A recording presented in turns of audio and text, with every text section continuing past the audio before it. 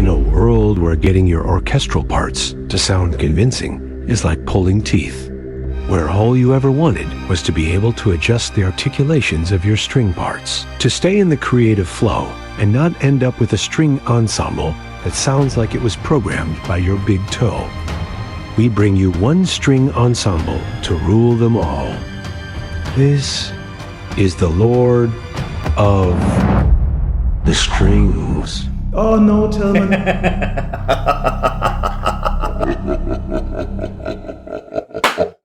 That's my sync clap. This podcast is sponsored by Genelec. If you've ever been disappointed with the way your mixes sound on other playback systems, then check out Genelec's Unio monitoring ecosystem.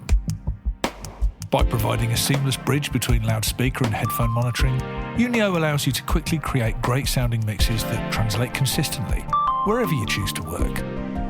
No more guesswork, no more surprises, just truthful, accurate audio monitoring from stereo to immersive.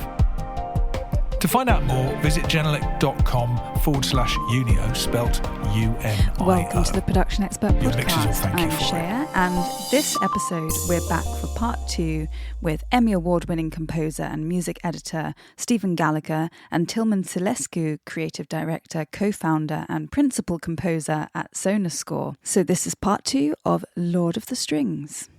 That's fascinating. So you need a bit of both worlds. You need your own time. I suppose it's like human behavior, really. We need to sort of do things by ourselves, but it's also nice to open up and do things with other people. But I do think there's an important aspect of letting go and not trying to control the creative, sort of oversee and micromanage everyone and everything. I agree. Yes, agreed. Yeah. Absolutely. I think there's a skill to delegation. And ultimately, if we're talking about working in a team in a film or TV sense, as composers, we're really trying to serve the director's intent, however they want their audience to experience the story that they're telling. It's our job to help to do that. And no two directors are the same. And no two demands or challenges they lay before you are going to be the same. So true, yeah. Yeah, so you have to be flexible. Yes, Yeah. and having a team sometimes just makes you more flexible. And sometimes I guess you made your experiences there, Stephen, more than me. Sometimes a director matches with your own mentality and sometimes not. Yes. And sometimes this makes such a big difference. I hated directors for their musical taste, just for, oh no, Tilman, it's nice, but somehow I don't feel it. Can you come up with some other stuff? And I put all my soul into it. And but this is part of the job as well. And another time, the director immediately loves everything that I'm doing, and so I'm loving this guy, of course, then. That's interesting, and it can be really deflating to have that. But what result is better, do you tend to find? Because sometimes, you can get a really annoying, sort of irritating director or someone that doesn't like what you do. It actually helps you to improve something or maybe see something that you weren't seeing. And sometimes it's just a pain. I love that. I feel like, personality aside, our job is to serve the director's vision. And even if they're, and really it's a journey of discovery, right? It's just sort of trying to find out what do they actually want when they say they want their music to sound like, I don't know, a 100-piece choir falling down a 12-foot stairwell. What do they mean? And it can be fascinating because it's amazing and it's a privilege to be taken to places that you wouldn't go yourself, to be pushed into directions that maybe you were slightly uncomfortable with, but that make you realize things from a different viewpoint, or things about yourself you didn't really know, or things about the story that you didn't really know, or things that are like in a musical approach that you never would have come up with by yourself. That's one of the joys of collaboration, I think. Absolutely, yeah.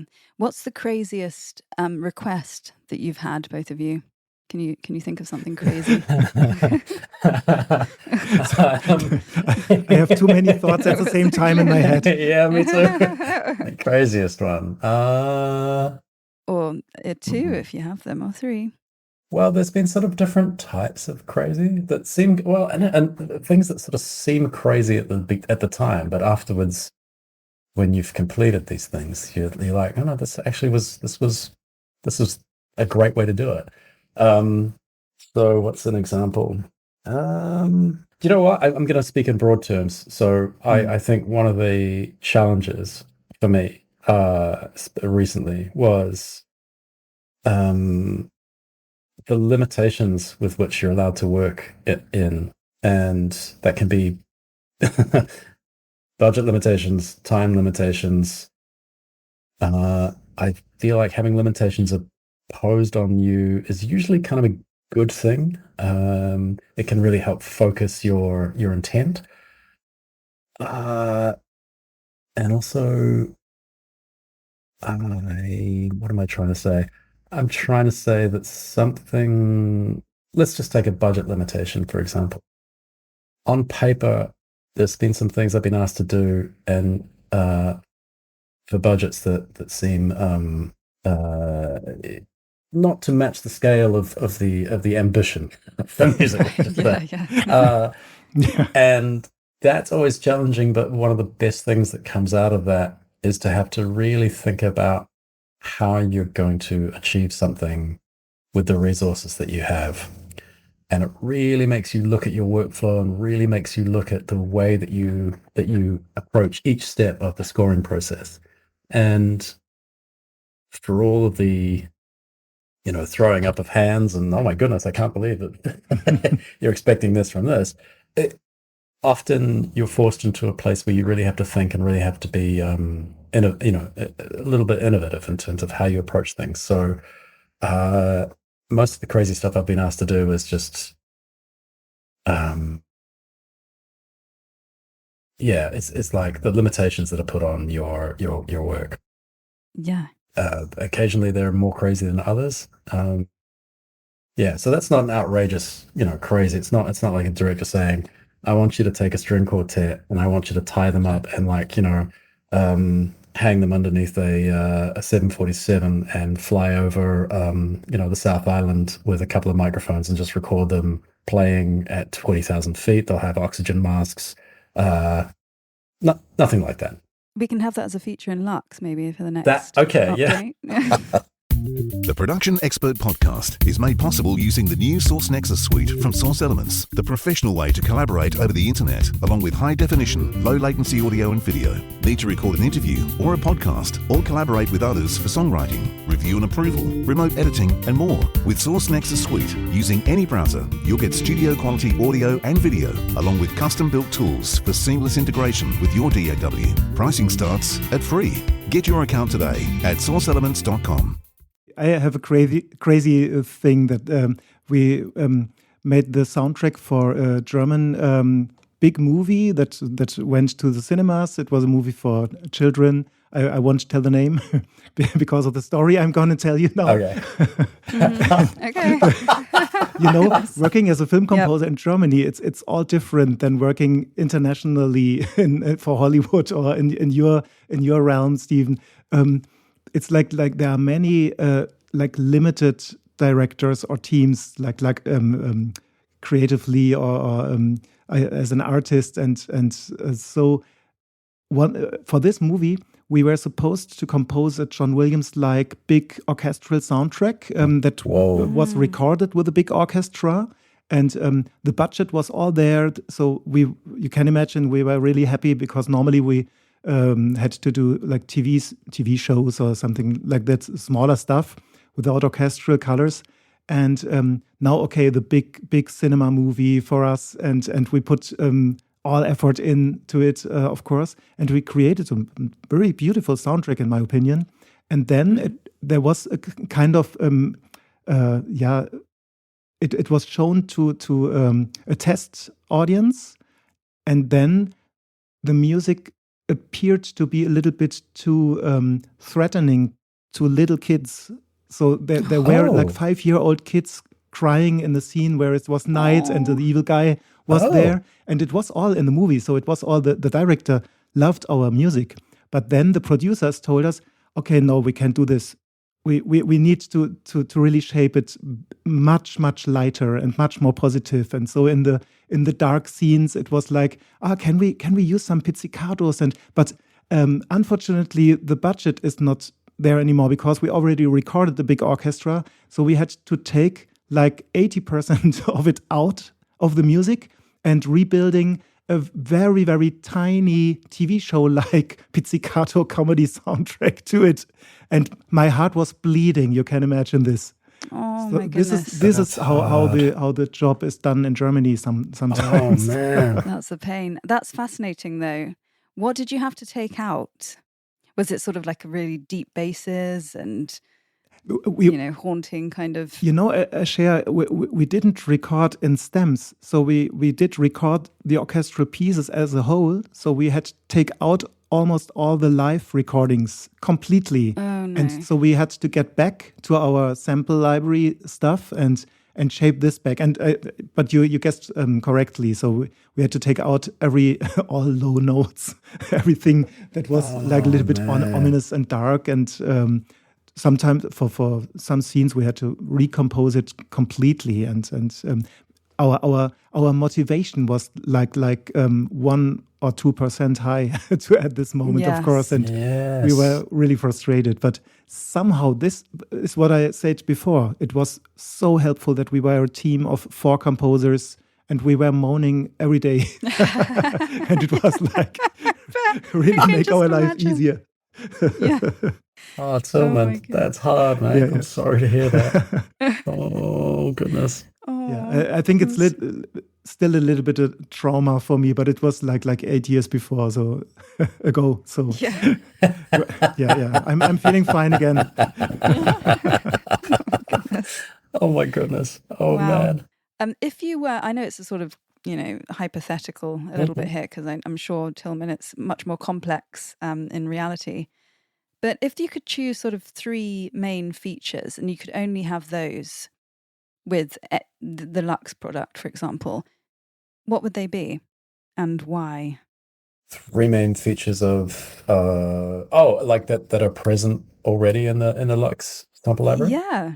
Or you can actually, if you want to another feature, then it's a good time to request. Yes. I'm making notes, Stephen. Yeah. Oh, okay. Take Well, notes. I think the 3 things that I would that are important to me. I think the 3 main things about the Lux.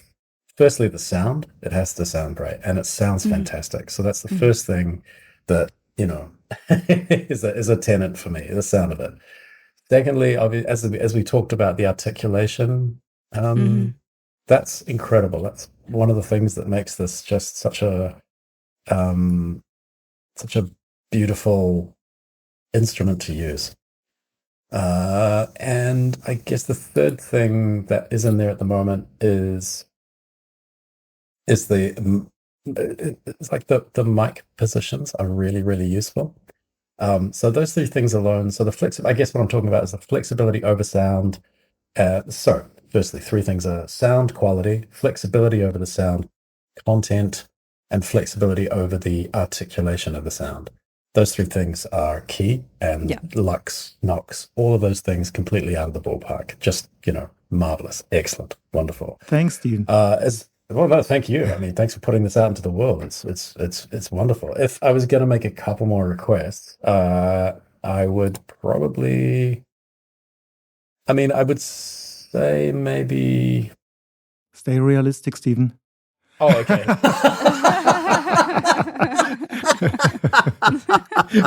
No, I would say maybe even just a few more articulation options, like extended technique. That's the only thing, but those things are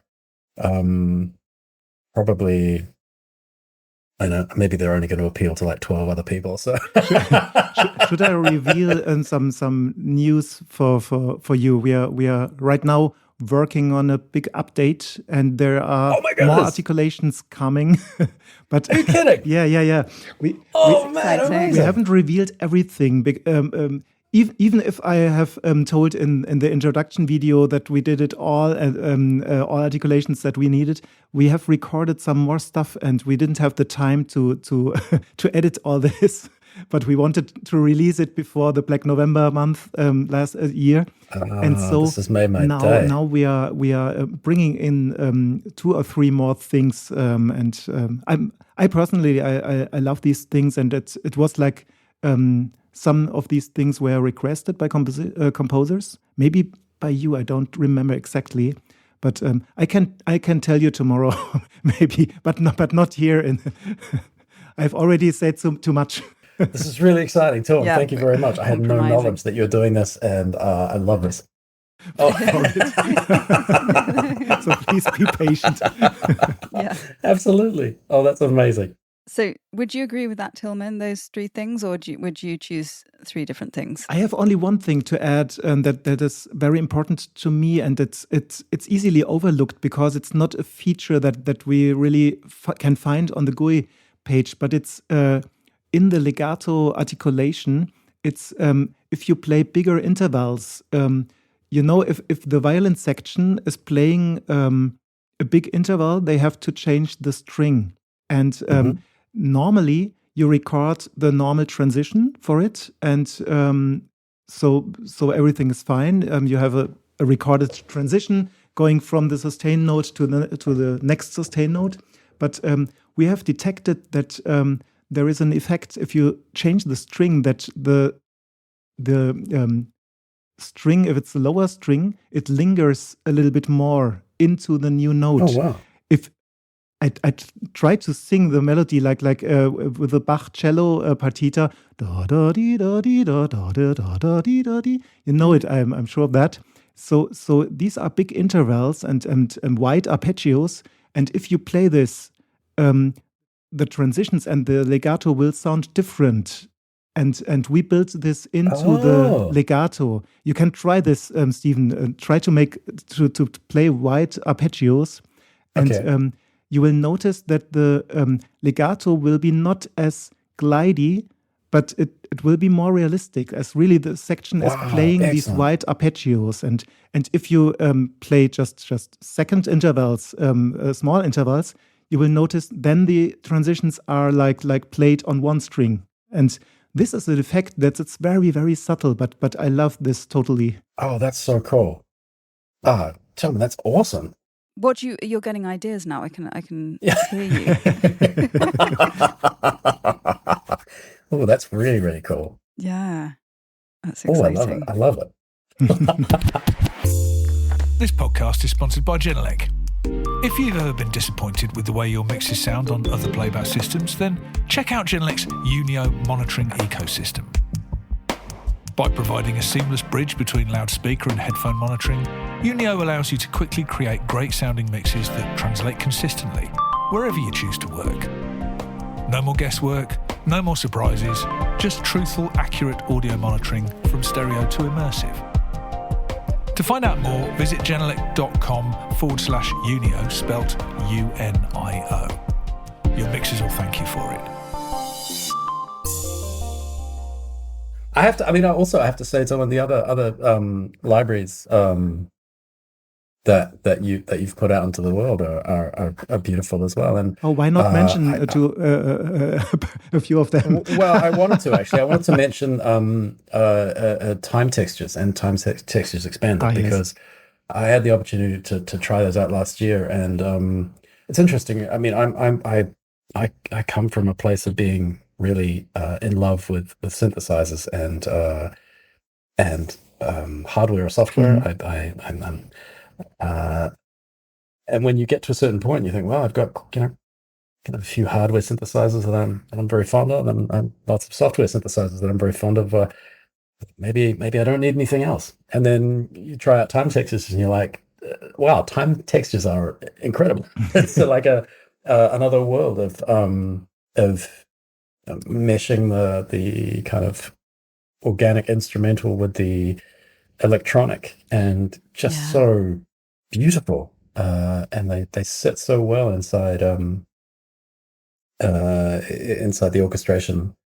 Yeah, that's well said. You can play very, very simple stuff, and use the mod wheel and creating Yes. like expressive textures. Yes. And it's all based. It's all based on deep sampled orchestral stuff or harps and pianos, and it's all coming together with these subtle particles that just appear and fade away again, like a musical wind. Sometimes it's for me. Yeah. No, I really think they're extraordinary. Just beautiful. That's fascinating. It's really exciting, this sort of hybrid, the combination of the synthetic kind of sounds and the traditional instruments. Is there a sort of feeling that you get when you're doing hybrid composition? It's just more exciting, I think. Obviously, there's something to traditional instruments, but you can really, really play around with all the effects available, and sort of hyper real as well. You can make it hyper real. I like that. I often like things that are, dressed up in electronic clothing, but have their feet in the soil, if that makes sense. Actually, yeah. It sounds of the world and not of the world at the same time. Yeah, well said. It's like I love stories that, for example, Harry Potter. Let's just take Harry Potter. The things take place in the real world, like Platform 9 3/4, King's Cross. You can actually go there, and that makes it amazing because you can it feels like reality, but it's such fantasy as well. Combining those two is really incredible, I find.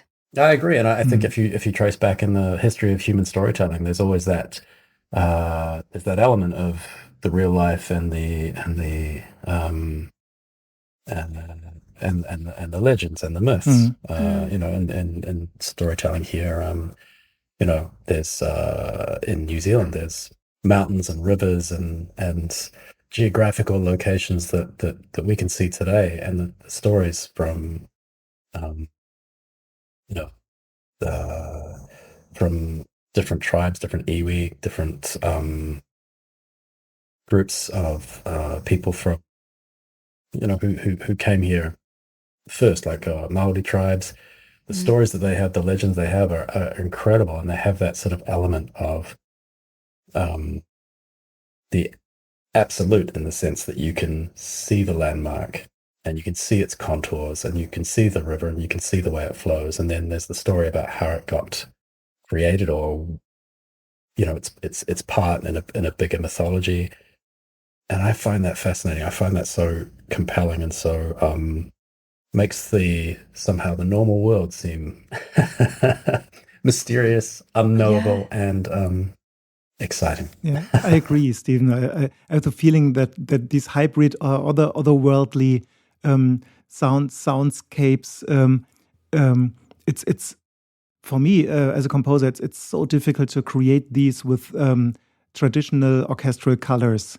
And yes, I absolutely admire every composer who has the the level to express these mystic, otherworldly landscapes, soundscapes with traditional colors. It's fascinating for me, but I'll be honest with you. It's much more easy to open time textures with all its possibilities and press some nice chords or intervals, and it's almost done. I'm kidding a little bit, but it's a little bit honest as well.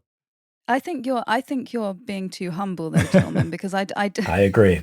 I don't think it's possible to recreate that particular hyper-real sound. That sort of you can do beautiful things with real instruments, but you can't quite make it well, you can make it ethereal, but it takes a really incredible musician to do that. But you can't have this fantasy. It's these products that you create that we can add an extra layer of fantasy to something that's worldly and reachable. Yes, absolutely. I would agree with that. I have to agree to that as well. It's of course, but there is a kind of it's humble to say, but it's also true that it's much more easy to use these effective things like simple delay and reverb effects and to enhance the stuff. And there's a inner logic in it because if you have natural recorded basic stuff and just change this with effects that are more shiny and ethereal, this creates this effect that you want, and it's absolutely okay to do this. And still, somehow, for me as a composer, the true challenge, the real challenge is how could I achieve a similar effect with traditional elements? And that's still the big composer challenge, I think. That's interesting. Does it help absolutely. with? I know that it certainly with music, it helps with inspiration. If you put an effect on your vocal and you start singing, you can get song ideas. Yes. I'm assuming you do that quite a bit, Ashea. All the time, yeah. Especially with, you just put auto-tune or anything on your vocal and you find yourself singing in a different way. And these are instruments that can really help. They're not just for tuning and technical purposes, they're for composition purposes. Absolutely. That's true. I never thought about that, because if you sing and you have, let's say, a big delay and reverb, you will maybe sing less, which is maybe brilliant if you do so. And if you have to sing in a small room with no reverb and no room on your voice, you will maybe sing more and will be more stressed while you're singing. And and mic placement, as you both know, really affects how if you get closer to the mic. Obviously, it's more intimate, and you can layer the vocals and different mic placement. It's all very exciting. You have to. And it inspires. You think, oh, wow, that sounds good. I didn't think of that. Yeah. I especially love what you said about texture, because to me, that's one of the most important things about music. It's something I respond to. And the idea that you're talking about layering your voice, I feel like that's the same thing that we do with our instrumental choices, whether it's strings. And certainly it's something wonderful that Lux and Time Textures allows you to do, is like layer those things together to create something sort of extraordinary, or to find sort of something that's kind of magical that may suggest another part of the cue or the song. And I love that point where you're saying, now I've got a song. Now there's something here. And I love that moment. That's the best moment. It's so good. And then you get really excited, right? You're like, oh, cool. Now we can do this. And that's where the ease of use comes into play as a creative flow, because then you're like, I need to get it down now. And if I have to search for presets and sounds and faff around, then you're going to lose that excitement. Yeah, that's very true. It's composing myself. It's I'm going all this way every time anew. I'm creating my effects. I'm putting note per note my track together, and somehow my ideas don't work this way. I have an idea in my head. Sometimes I wake up and I notice I have dreamt kind of music, kind of symphonic music. And then when I try to note this music, to write it down, because I always wake up with a feeling, this was amazing music. I need to write this down. And as soon as I start with it, I have to write one note. I have to start with one note and with one instrument.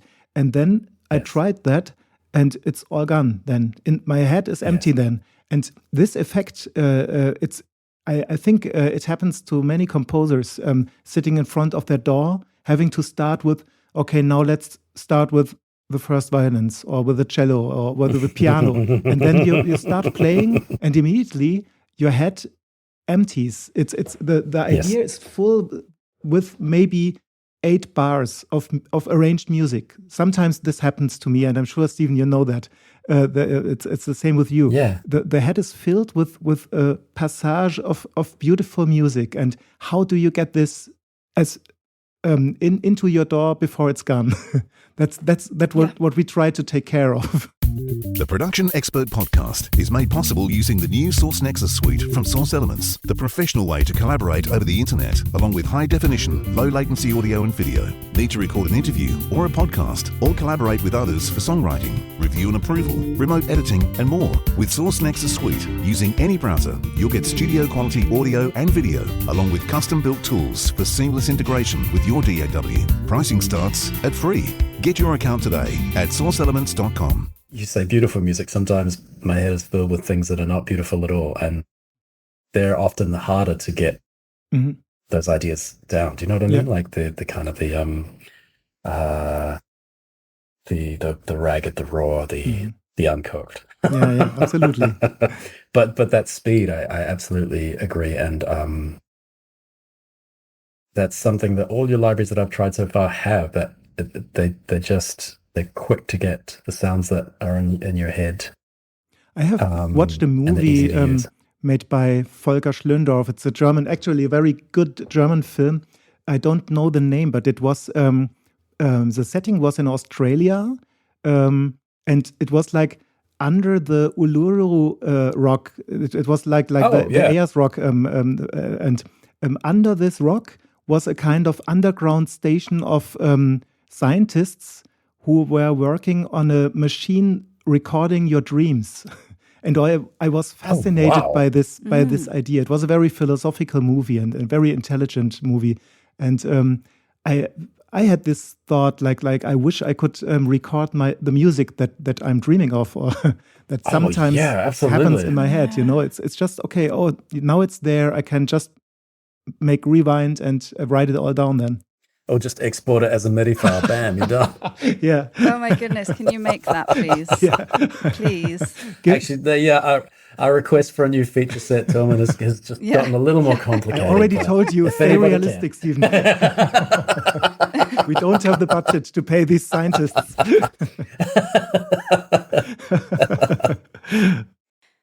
Talking of coming soon, maybe we could talk about the future and what the future holds for Sonuscore and for you, Stephen, and for composition and orchestral music in general. I think just for Sonuscore, I could just maybe tell you that we are about to release a medium-sized product that could help Stephen to compose more fantasy music. Oh, wow, great. Cool. Excellent. Thank you in advance. This is exciting. I'll inform you in the next days. Maybe we can send you a beta version of the product. Tilman, that's so nice. I would love that. Thank you so much. That's really exciting. We will do that. And so we are excited and working on that, while we also work on the update for Lux orchestral strings. And for the orchestral world, I think there's a nice development in orchestral music with all these Scandinavian composers making such beautiful, inspired music. I'm really excited about what comes. What is presented at the moment in regarding film music. So actually, this ties in because I myself and my fellow composer David Long are nominated for an Emmy for our work on a TV show called Secrets at Red Rocks. Ooh, congratulations. Thank you. So we head to the Emmys at the end of the month. Wow. And that's the first time that score is the first time I used time textures. Yeah, it's all through the score. That's really cool. So the next thing we're doing is season 2, which has just started shooting here in Wellington. So that's really the next score that I'm sort of I'm working on. I'm also working on a horror film at this point. So much fun. And again, one of those things where the resources are, in terms of time and budget, are challenging. Challenge. I love this term. It's such an American term to use. It is a bit, isn't it? Yeah. They're not going to tell you you're scaring the kids, though. I imagine. The thing is, I loved being scared as a kid. All of the things that I deeply loved. Me too. But people are musical. So this is German angst, you know. Oh yeah, right. No, that's cool. I mean, when I was a kid watching, when I was a really tiny kid watching Doctor Who and watching Blake Seven and watching, that's the sounds of those things terrify me, and I loved it. So for this horror movie, unfortunately, because the resources are not as resourceful as, as I would love, someone gave me a couple of lovely gentlemen from Ireland who are known as the Melonheads. They do this podcast. They were in Wellington last week, and they gave me a penny whistle in the key of D. And I don't own one, but I looked at it and thought, I wonder if I could make this beautiful, bright instrument sound scary and horrific. So, well, I mean, and yeah, you have to. anyone's heard me play it. It's scary and horrific already. But don't have to do anything. No, not a lesson in my life. I just blew and it. And then record yourself and pitch it down 3 octaves, and it will be great. Well, that's actually what I ended up doing. I ended up recording it at I don't know, like a high sample rate, and I pitched it down a little bit. But then I started running through, some distortions. Really? Very cool. And then time stretched the results, and and then I played it to some people, and they were it was deeply unsettling. So I would just like to say that the penny whistle is an underrated, horrific instrument. Horrific in many ways, but horrific That's for such a great quote, Stephen. Penny whistle is an underrated horror instrument. I love that. Brilliant. Horrific in a good way. Yeah, I love that. That's great. Well, thank you both so much. It's been a really fantastic chat. Thank you, Ashea. Thank you. Yeah, thank you. And congratulations, both of you, on your projects, and Tilman for creating such a great product. It's amazing. Thank you. Well, that's all we have time for, but thank you very much again to Tilman and to Stephen, and we'll be back next time with another edition of the Production Expert podcast.